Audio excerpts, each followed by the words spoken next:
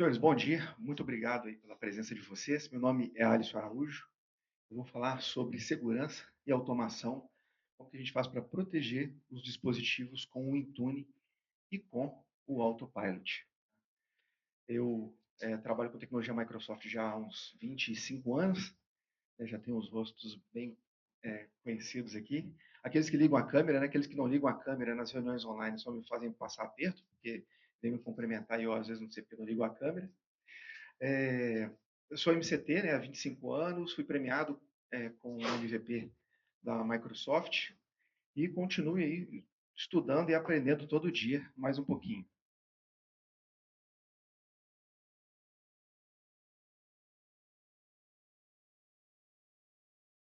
Demarque SPF e DKIM, que é o básico para você configurar sobre a autenticação de e-mail. Tá? Poucas empresas fazem isso, infelizmente, o que facilita muito o trabalho ali de quem o trabalho não, né? Facilita muito quem está tentando invadir o ambiente, tá? Porque você simplesmente não tem autenticação. No meio, a gente tem do site do CISA, você vai ver que mais de 90% dos ataques com sucesso começam com phishing, com e-mail phishing, assunto que o Thiago, inclusive, falou agora há pouco aqui. E no terceiro, 70%, aproximadamente de 70% dos cyberataques com sucesso, eles acontecem no endpoint.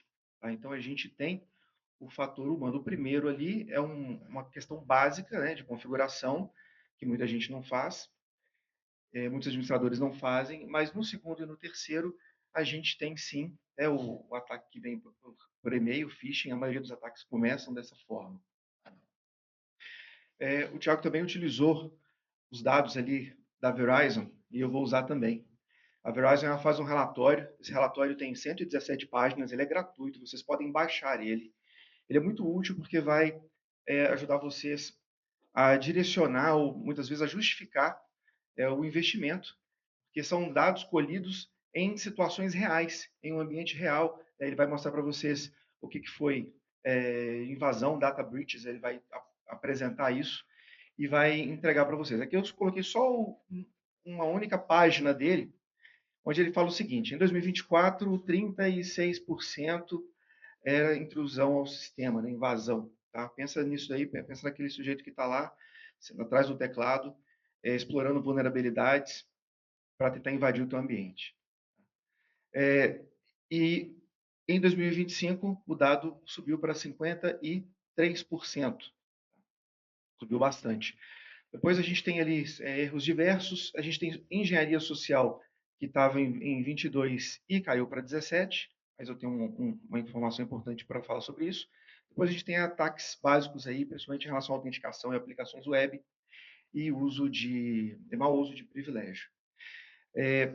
Em relação ao System Intrusion, que a gente viu ali como o primeiro, é importante lembrar que muitas vezes ele começa com o Social Engineering lá embaixo. Ele começa com um ataque de phishing. Tá? Então, ali no Social Engineering, ele está separado, porque são aqueles casos específicos onde se quer, muitas vezes você pode usar o que chama de pretext. Né? Ele manda uma conversa lá, dá uma enrolada no usuário, e o usuário acaba fazendo uma transferência, por exemplo, uma transferência bancária, e o fim do ataque ele termina aí. Né? Ele começa ali no e-mail, termina no e-mail com alguém sendo convencido que tem que fazer uma transferência bancária. Tá? Mas muitas vezes o System Intrusion ali, ele começa também com um phishing, ele começa com engenharia social. Tá? Eu recomendo que vocês baixem depois esse relatório, ele é bem interessante. E ele fala também de alguns dados, por exemplo, sobre vulnerabilidade. Cresceu muito em relação ao ataque de vulnerabilidade em sistemas de endpoint, tanto do usuário quanto firewalls, VPNs, principalmente serviços que não são atualizados. Ele dá um relatório lá que, em média, 30 dias, 32 dias se demora para fazer uma atualização de um sistema de borda, por exemplo. E que isso tem facilitado, sim, esses ataques. Aqui, de novo, ficou um monte de letrinha aqui, não sei se na tela está melhor. Espero que vocês façam a leitura dinâmica. O bloquinho de texto que está aqui embaixo é um token de sessão. Tá embaixo aqui no bloquinho de texto, esse é um token de sessão. Muitas vezes o que os atacantes querem é simplesmente capturar esse bloquinho de texto para que eles consigam invadir o ambiente.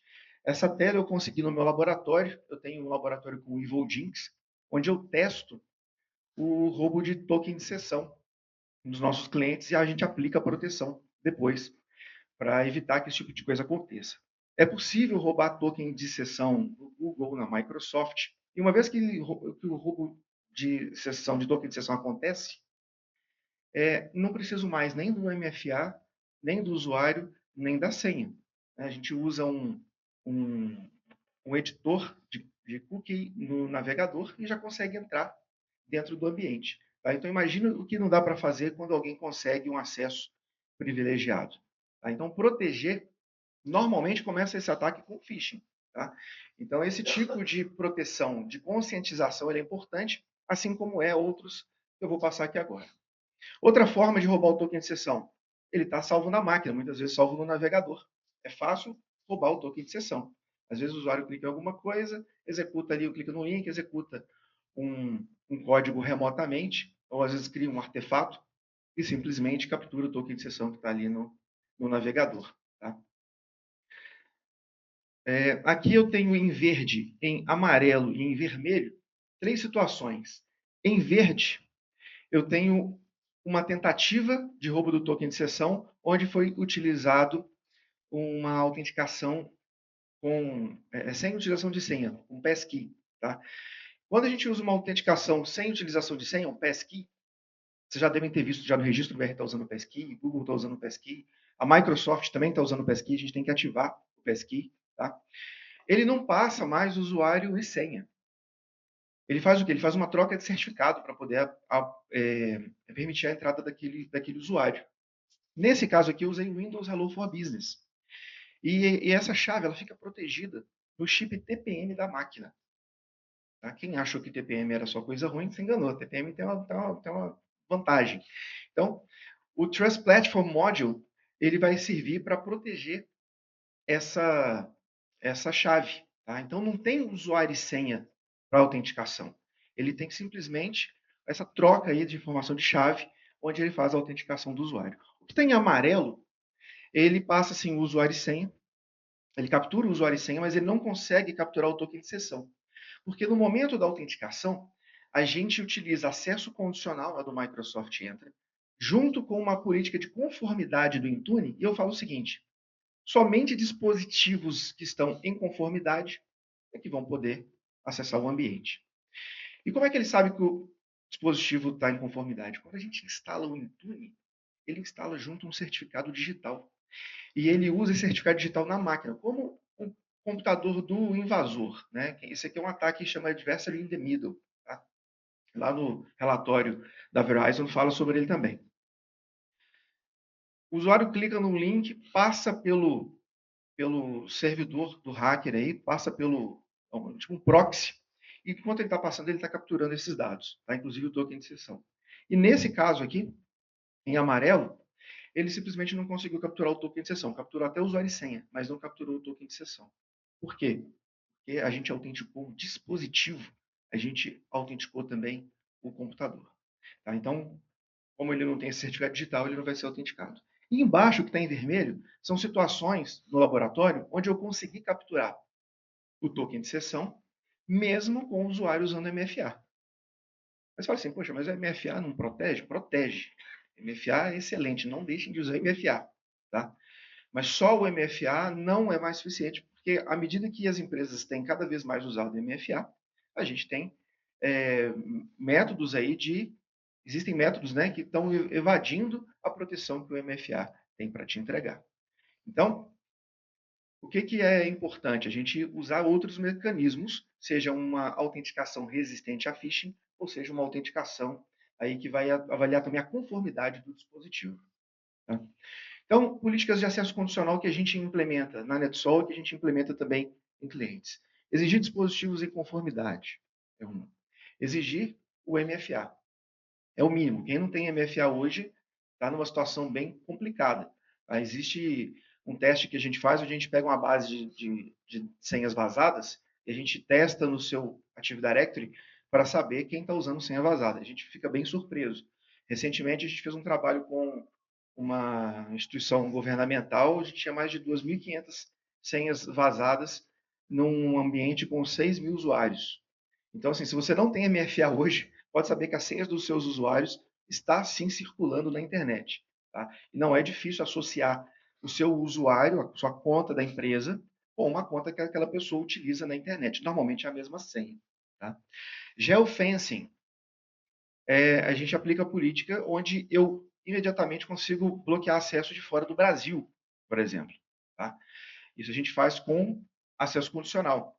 Por que a gente faz isso? Porque a maioria dos ataques vem de lá. Né? Quando o ataque acontece aqui de dentro, existe sim ataque de dentro do Brasil, mas quando o atacante faz isso, ele está meio que sujeito aí a uma investigação. Né? Então alguém pode ir atrás daquele IP e saber de onde que surgiu, de onde que veio aquele acesso.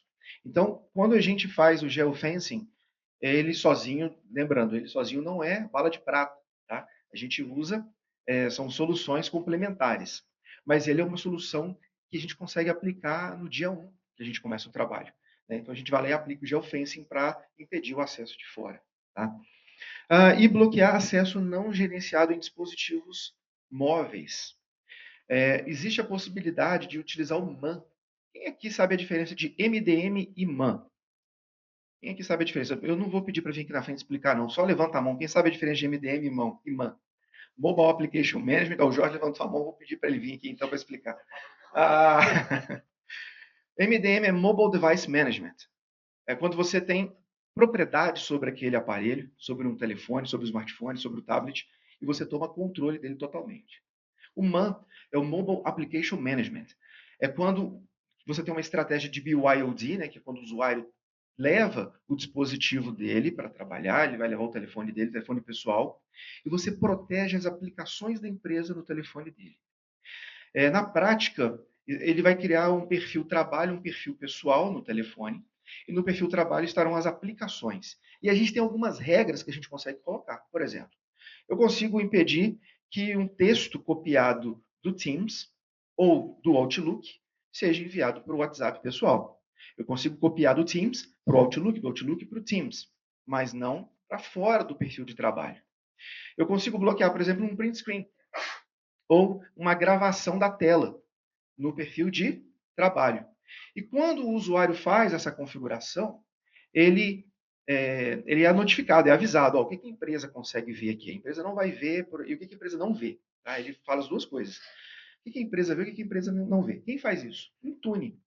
Tá? O Intune. Então, quando o usuário tenta configurar o e-mail lá no Outlook dele, o Outlook já redireciona ele para instalar o portal da empresa. E quando ele instala o portal da empresa, essas políticas são aplicadas. E ele é avisado do que a empresa não vê. Por exemplo, o rolo da câmera, as fotos. A empresa não vai ver as fotos. Então, isso vai avisado para o usuário. E isso passa uma confiança maior para o usuário e passa também para a empresa. Quando o usuário sai, você pode fazer um wipe somente das aplicações da empresa. Você não vai apagar o telefone. O telefone não é seu, não é da empresa, né? O telefone é pessoal. Você consegue sim remover as aplicações da empresa. Então, são políticas que a gente consegue fazer para proteger, são políticas assim, que a gente faz no dia 11. Existem outras políticas, tá? Não coloquei todas aqui.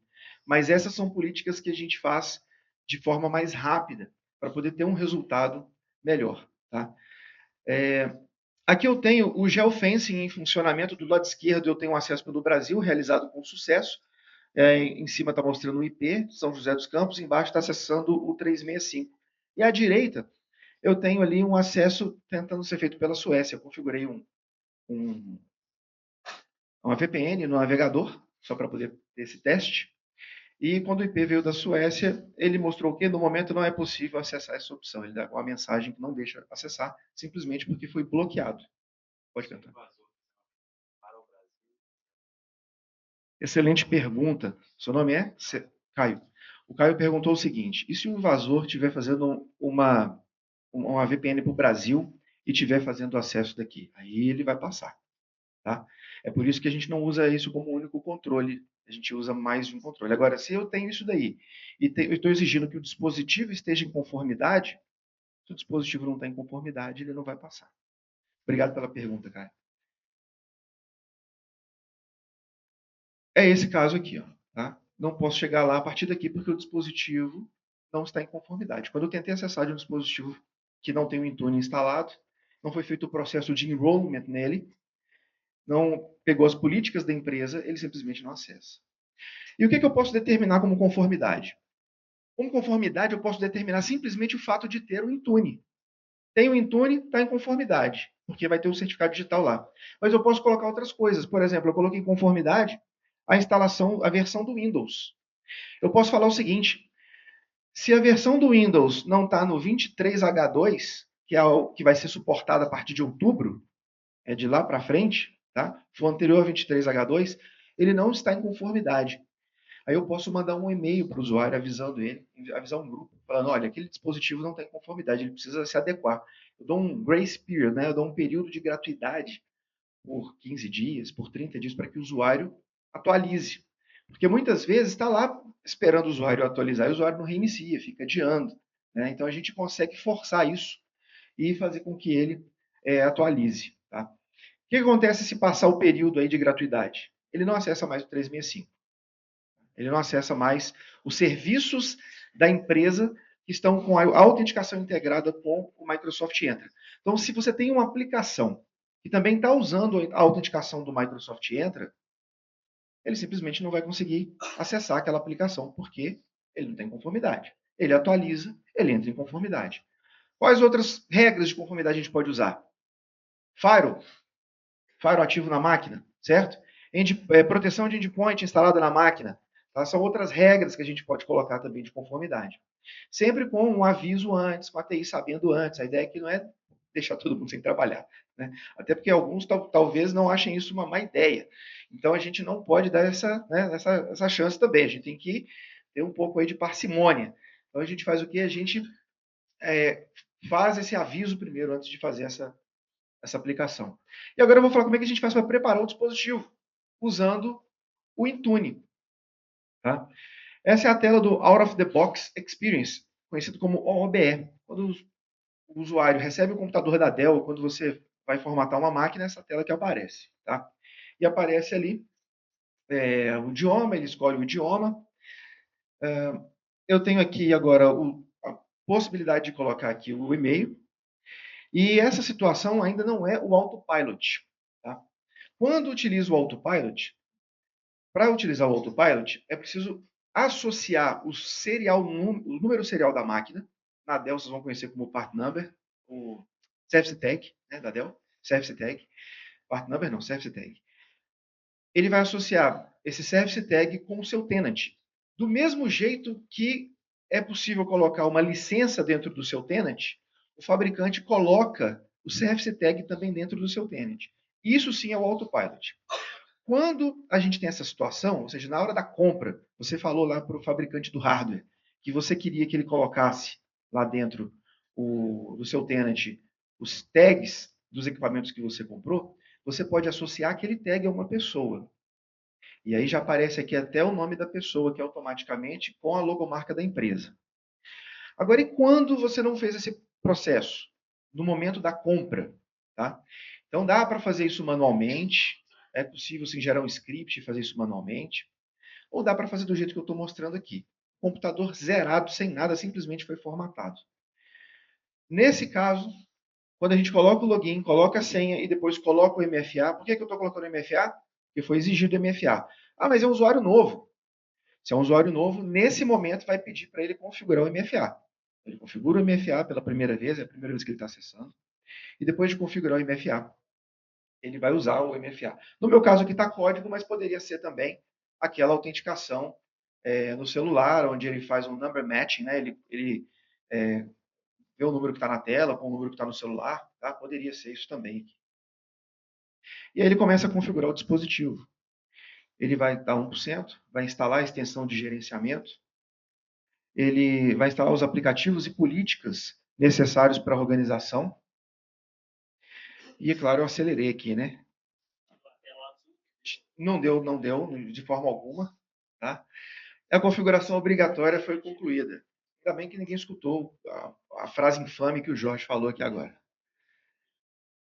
Então, no Autopilot, essa tela aqui não aparece, porque a gente consegue excluir ela do processo de instalação. mas aqui eu não estou usando o Autopilot, eu estou usando um outro recurso que tem dentro do Intune para fazer essa instalação automatizada, né, semi-automatizada, onde ele coloca que tem que responder essas perguntinhas aqui de dados diagnósticos e tal. Ele verifica as atualizações e já está pronto para logar. Depois que ele loga, ele vai configurar o Windows Hello. Isso aí todo mundo já faz, né? Só que quando a gente faz no computador em casa, ele configura o Windows Hello local. Quais são as três formas de configurar o Windows Hello? Você pode usar um PIN, certo? Qual outra forma, além do PIN? Quem lembra?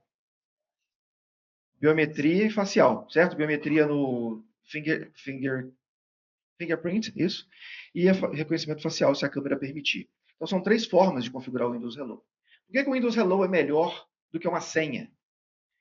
Porque o Windows Hello, aquele PIN, ele vale naquela máquina.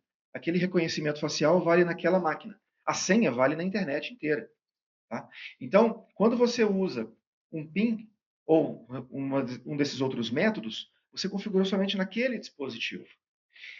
E o Windows Hello ele vai utilizar o chip TPM para proteger essa autenticação. Aqui eu tenho o Windows Hello for Business, e no Windows Hello for Business a gente tem que autenticar lá na Microsoft, porque ele vai pegar essa credencial lá da Microsoft para permitir que a gente acesse depois os recursos da Microsoft. E nesse momento, você vai ter também o SSO, tá? Então, o Single Sign-On, porque toda vez que você digita o PIN, você autenticou. Uma vez que você autenticou, você não precisa mais ficar autenticando. Não é só em aplicações da Microsoft, tá? É em aplicações que estão usando o Microsoft Entra.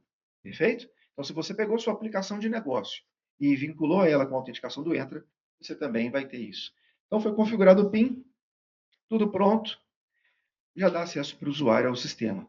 Aqui eu marquei o gerenciador de tarefas para mostrar que a gente tem ali na primeira seta API para enrollment de MDM e lá embaixo é um processo de OMA, ADM Client, onde ele durante todo esse processo ele fica utilizando para configurar, fazer o enrollment da máquina ou Intune. O que foi feito aqui nesse momento? Isso aqui demora mais ou menos uns 15 minutos.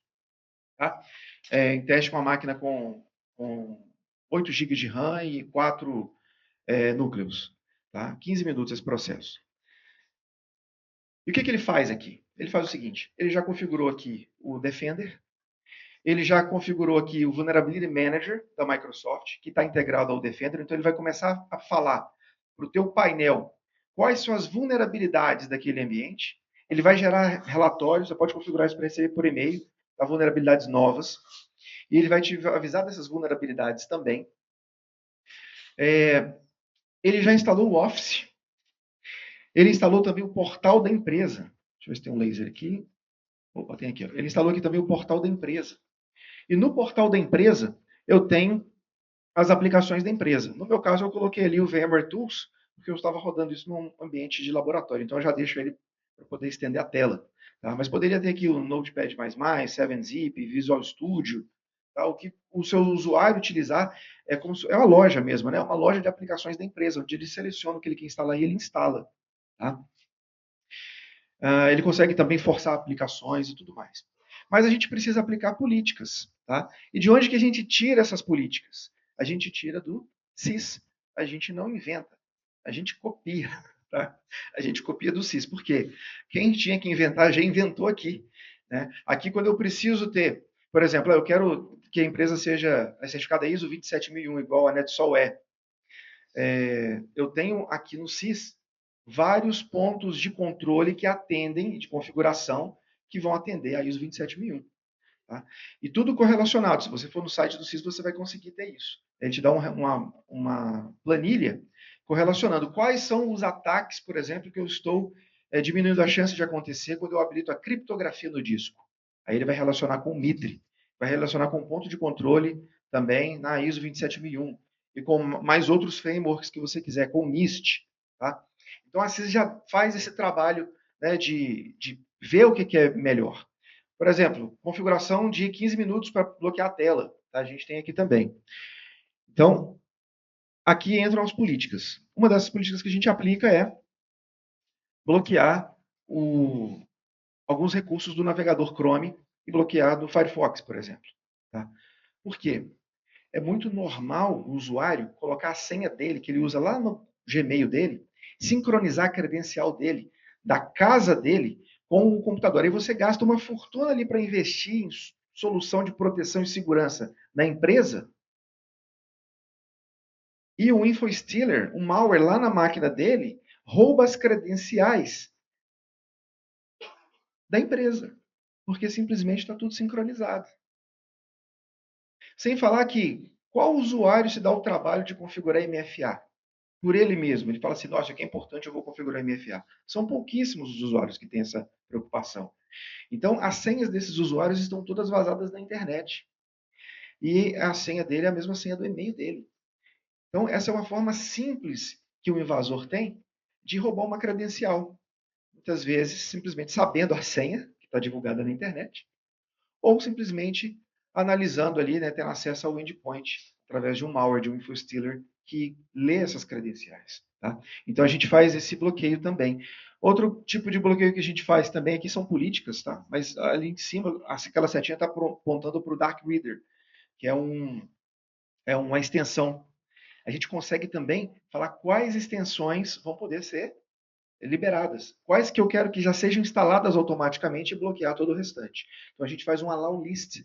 Por quê? Tem muita extensão que pode ser utilizada para o mal, né? Para poder ler, injetar scripts. Tá? Às vezes já viu o usuário reclamar muitas vezes, nossa, minha máquina está lenta, minha máquina está ruim, você vai ver, tem milhares de extensões instaladas na máquina dele, que nem ele sabia que tinha. Tá?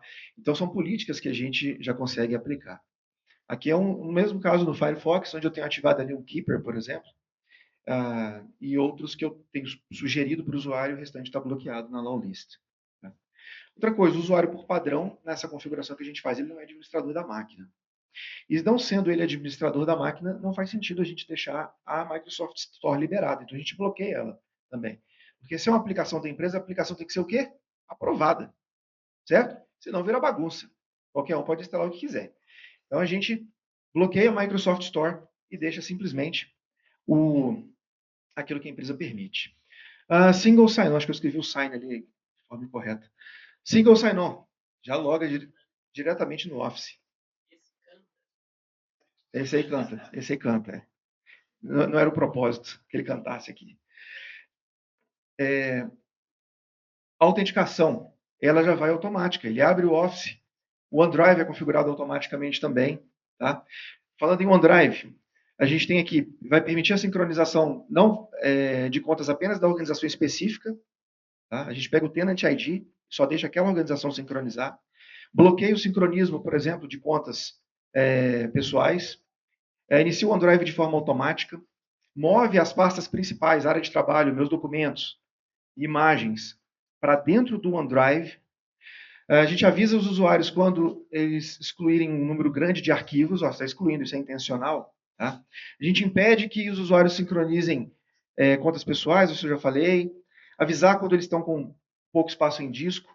E a gente mostra uma notificação quando a gente conclui esse processo no OneDrive. Mostrar a notificação é opcional, né? Criptografia BitLocker, ele termina já o processo com a criptografia BitLocker. Tá? Então, demora um pouco, obviamente, depende do tamanho do disco, mas já criptografa o disco e salva. Mas não é mais importante, mas tão importante quanto ter a criptografia BitLocker é você salvar a chave de recuperação, né? Isso é salvo automaticamente lá no Microsoft Entra. Tá? O bloqueio de dispositivos de armazenamento, a gente aplica também. E acho que eu pulei demais agora. Pronto, agora sim. E outras políticas, tá? Que a gente aplica. A gente usa o LAPS, Local Administrator Password Solution, que vai trocar a cada 30 dias, 20 dias, tá? As senhas de administrador local das máquinas. Então, a gente faz isso de forma... vai rotacionar essa senha, tá? Automaticamente. E essa senha, ela fica salva também lá no Microsoft Entra, para que a equipe de suporte, quando precisar, tenha acesso àquela senha local. Tá? Ativa já o EDR, Defender, configura o EDR. A gente tem mais de 20 políticas que a gente aplica para redução de superfície de ataque. Ativa o Vulnerability Manager, faz gestão de updates também com o Intune. Ativa o Smart Screen, que vai analisar toda vez que o usuário estiver acessando algum site que pode trazer um conteúdo malicioso. Isso vai ser bloqueado se aquele IP já tiver né, uma má reputação, tá? Junto com o Smart Screen. Né? E bloqueia a tela por tempo de inatividade. Ele ficou à toa, saiu de perto da máquina. A gente usa 15 minutos, né, que é o que o CIS recomenda, mas a gente poderia alterar isso, né, para mais ou menos tempo, tá? Dependendo da gestão de risco da tua empresa. Então, são possibilidades que a gente tem para fazer aí com o Intune, inclusive para fazer configurações, né, de outras aplicações. Tá? Eu deixei esse QR Code aqui para quem quiser testar, se inscreve, preenche um formulário, entra em contato aí comigo, com a Keila, com o Marquito. Mas quem tiver interesse em testar isso, tanto na proteção do dispositivo móvel, quanto na proteção do endpoint, você vai ter que ter uma máquina que você vai ter que disponibilizar ela, né, para você formatar ela e seguir esse processo. No final do processo, você vai ter essas políticas aplicadas aqui para vocês experimentarem, ver como é que funciona, para ver como que é o resultado final. Tá? Então, vocês podem ler esse QR Code, preencha esse formulário, quem tiver interesse, e eu vou ter prazer em mostrar para vocês como é que isso daqui funciona na prática, né? Não ficar só aqui no PowerPoint.